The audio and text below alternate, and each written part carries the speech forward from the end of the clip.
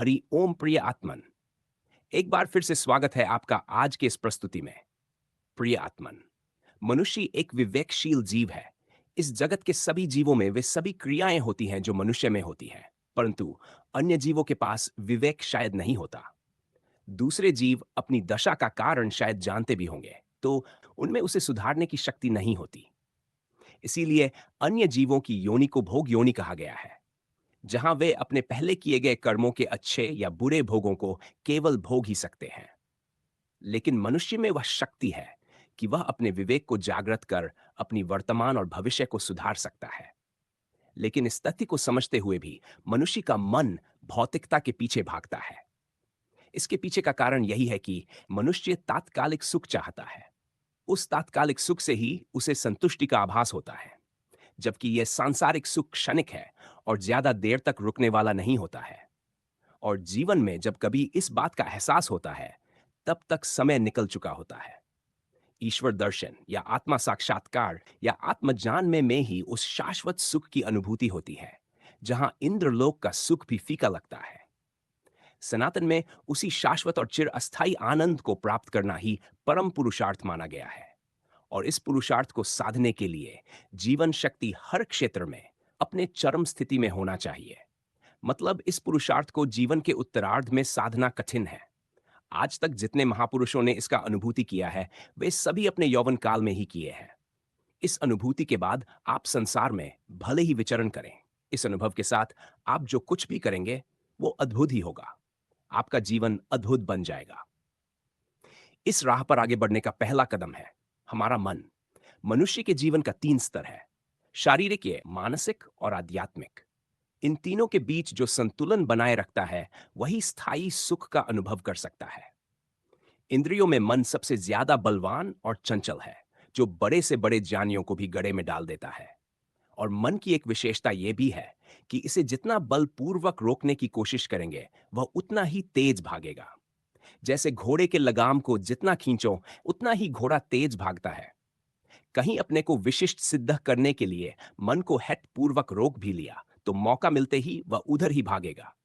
मन का पूरी तरह निग्रह करना या मन को एकदम उपराम की स्थिति में लाना केवल भगवान की निश्चल भक्ति से ही संभव है।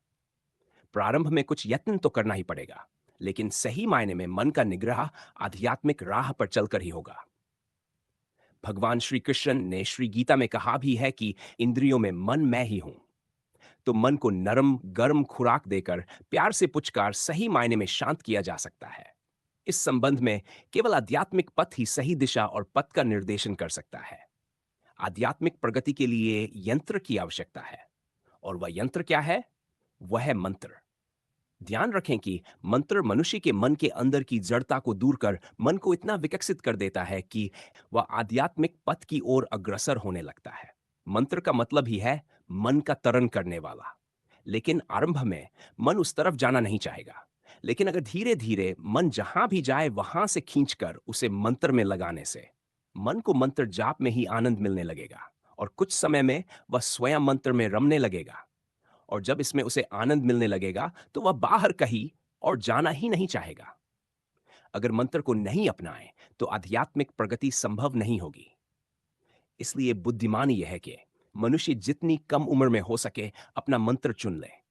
अपनी श्रद्धा के अनुसार अपने इष्ट देव को भी चुन ले। आरंभ में गुरु से ही मंत्र लेना है, ऐसा विचार कर इंतजार करते हुए रुकना नासमझी होगा।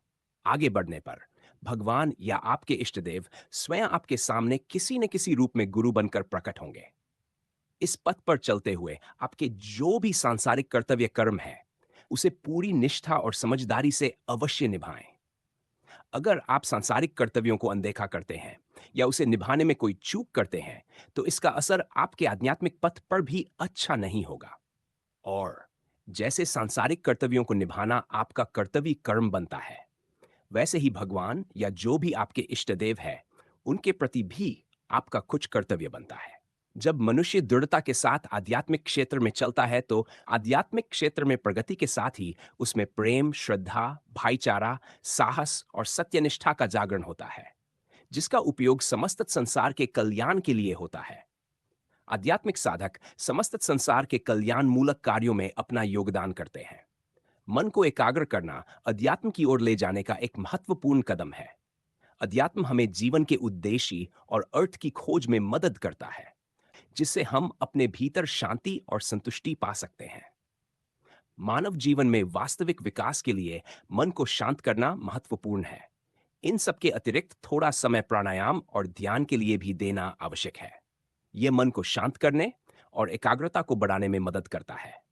अध्यात्म हमें अपने भीतर की यात्रा पर ले जाता है, जिससे हमें अपने विचारों, भावनाओं और इच्छाओं के बारे में बेहतर समझ मिलती है। भक्ति पथ हमें जीवन के उद्देश्य की खोज में मदद करता है। यह हमें यह समझने में मदद करता है कि हम इस दुनिया में क्यों आए हैं और हमारा लक्ष्य क्या है। अध्यात्म हमें ईश्वर से जुड़ने में मदद करता है। यह हमें अपने अंदर की दिव्य शक्ति को महसूस करने में मदद करता है। भगवान श्री कृष्ण ने भी श्री गीता में अर्जुन को समझते हुए कहते हैं कि सतत अभ्यास से मन को नियंत्रित किया जा सकता है, और एक बार जब भगवान के दर्शन या आत्मज्ञान या आत्म साक्षात्कार हो जाए तो मन को भगवान को ही सौंप देना चाहिए। मन को एकाग्र करना और अध्यात्म की ओर मोड़ना जीवन में सही पथ पर चलना होगा, जिसका परिणाम अत्यंत सुखद होगा। ये जीवन में आत्मिक शांति, परम आनंद, ईश्वर सानिध्य और ईश्वर दर्शन प्राप्त करने का मार्ग है। तो प्रिय आत्मन, आशा है कि आज की ये प्रस्तुति आपको अच्छी लगी होगी और आप भी इस पथ के पथिक बनेंगे। प्रिय आत्मन, अगर आपको आत्म साक्षात्कार के संबंध में कोई जिज्ञासा हो तो आप कमेंट कर सकते हैं।